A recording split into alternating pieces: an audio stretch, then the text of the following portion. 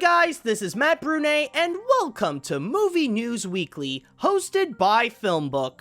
Now, before we begin, let's take a look at what we got in this week's news, which includes an unbelievably slow Halloween weekend at the box office, how a couple of last week's movies set a new record in the worst way possible, Kristen Wiig gives her feelings to the backlash at the Ghostbusters reboot, Colossal grabbed another male lead for its movie, the most controversial award host is back with a vengeance, Gale is back to direct Pitch Perfect again, why the real house from The Conjuring is not a tourist attraction, James Franco is ready to be tearing you apart, women will be dominating another big movie franchise, and one alien movie has to take priority over another. So, with that said, let's get things started. It looks like audiences would rather want to go trick-or-treating and wait for James Bond and Charlie Brown instead of going to the movies this Halloween weekend. It's actually like some of the top movies stayed at their spot from last time, where The Martian remains at number 1 with about $11.4 million during the weekend. This, of course, is followed by Goosebumps that managed to grab only about $10.2 million. And, once again in third place, is Spielberg's Bridge of Spies that managed to get about $8 million. As for the new movies though, again, they started off rather poorly. The culinary film, Burnt, starring Bradley Cooper, only managed to start off with just $5 million, right under the Adam Sandler kids flick, Hotel Transylvania 2, which got $800,000 more than the new movie over the weekend. As for Our Brand in Crisis, it got a weak start in 8th place with just a $3.4 million opening, and finally, last and least, there's Scout's Guide to the Zombie Apocalypse, which only got $1.7 million throughout the weekend. If you may recall last weekend's box office results, then you might remember how bad most of the new movies performed on their opening weekend. A little bit like Our Brand in Crisis and Scout's Guide to the Zombie Apocalypse. However, two of them have set a brand new low. During last weekend, the films Rock the Casbah and Gem and the Holograms set a new record to be in the top 5 worst opening weekends of all time, presented in more than 2,000 theaters, with the Bill Murray feature only getting $1.5 million and Gem earning just $1.3 million. The only movies that performed worse than them are the 2008 animated Delgo and the 2012 Oogie Loves in the Big Balloon Adventure, with a weekend opening of $512,000 and $444,000 respectively. This is not the first time, however, that a movie this year got the title of one of the worst openings ever. Back in August, there was We Are Your Friends with Zac Efron that only got less than a $1.8 million opening. And I guess for now, we can also put in Scout's Guide to the Zombie Apocalypse into this as well. I can tell you by experience that the internet can sometimes be such a cruel place, where people can unleash all hell on you for the stupidest reasons. Case in point, the upcoming Ghostbusters reboot. In an interview with the LA Times for the movie Nasty Baby, Kristen Wiig, who will be one of the stars of the upcoming film, speak out over the huge controversy that the main 4 Ghostbusters will all be female, and that she's heard about it. The fact that there was so much controversy because we were women was surprising to me, she said. Some people said some really not nice things about the fact that there were women. It didn't make me mad, it just really bummed me out.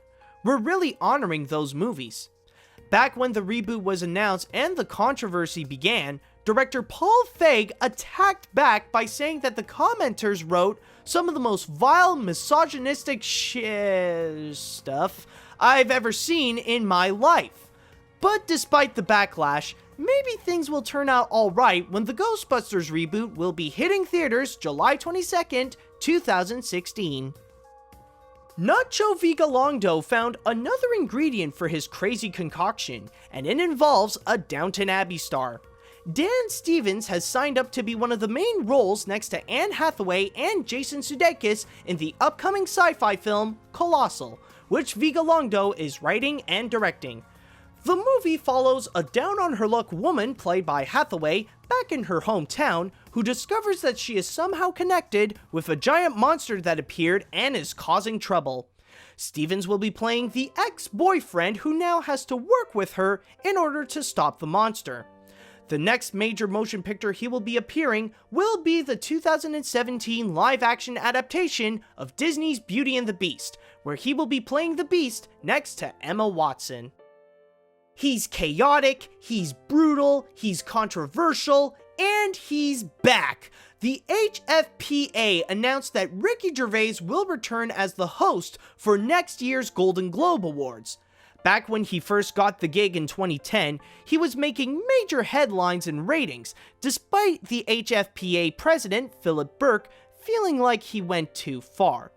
This was then followed with a comeback in 2012 after popular demand before passing the job to Tina Fey and Amy Poehler for the last 3 years. Paul Teleghi, the president of Alternative and Late Night at NBC, stated, "Tina and Amy are a hard act to follow, but Ricky is completely fearless and entirely up for the job. He always did us proud. Welcome back, Ricky."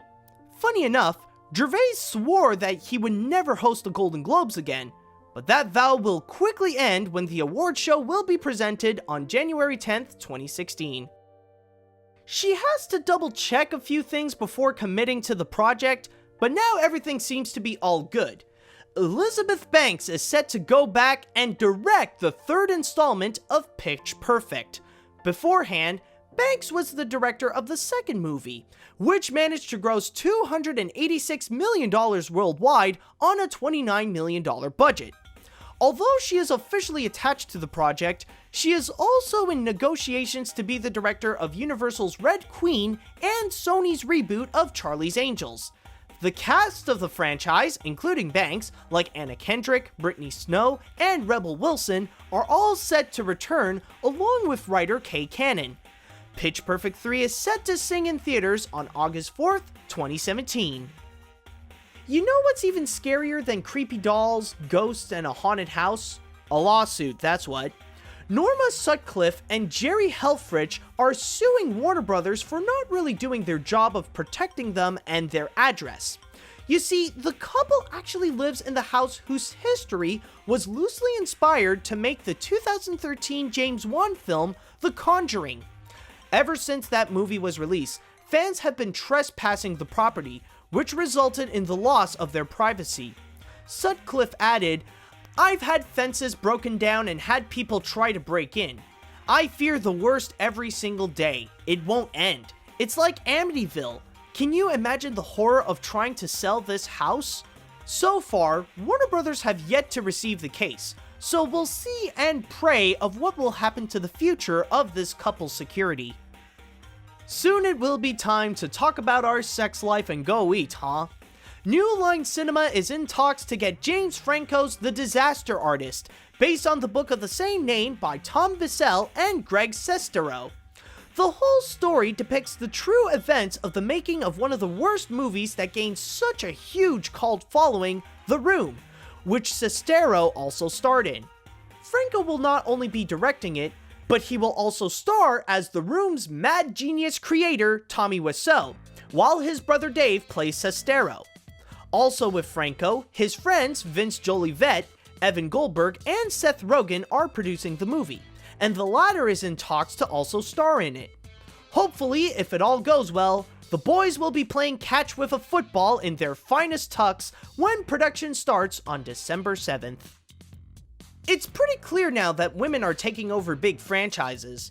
Not just Ghostbusters, but also one of the biggest heist films. A new Ocean's 11 movie is now set in the works, but this time, it will be with an all-female cast, with Sandra Bullock taking the lead and Gary Ross directing the film. Despite the project now going into production, the idea had been in existence for about a year by the producers, which includes Jerry Weintraub, Steven Soderbergh, and George Clooney. Throughout that time, Olivia Milch was in charge of writing the screenplay, but nothing else of the project itself was revealed yet, so there's no word if it'll even have appearances from the guys in Soderbergh's trilogy. The first time that the female Ocean's 11 film was ever mentioned was back in an email from the Sony leak, where then Sony head, Amy Pascal, was telling the crew for the Ghostbusters reboot to get a move on so that there won't be competition. An alien movie from the guy that brought us District 9 sounds like a real dream, but it looks like it won't happen for a while.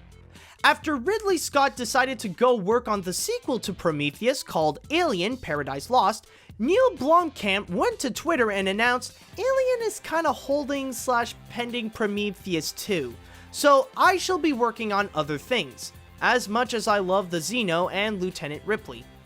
There is no word to what Blomkamp will now be working on, but keep in mind that it doesn't mean that his Alien film is cancelled. It's more likely that the movie is delayed and could go back on track after the Prometheus follow-up. Speaking of which, Alien: Paradise Lost is planning to start filming next year with a release date of May 30th, 2017. And that's all I've got for this week. Thank you guys so much for watching, and don't forget to head on down to FilmBookdotcom for all the latest movies and TV news, along with their columns on the box office and the theatrical release schedule. Also, you can follow them on whatever social media you like. And while you're at it, you can follow me on my YouTube, Facebook, and Twitter if you're more interested in stuff like animation, Disney, and my weird sense of humor. If you were watching this on YouTube, then hit that like button and come and subscribe to us while leaving a comment on what you think about the news this week. If you were listening to this as a podcast on iTunes or another podcast service, then don't forget to rate and review what you've just heard. Tune in next time for another round of Movie News Weekly, and until next week, see you later, dudes!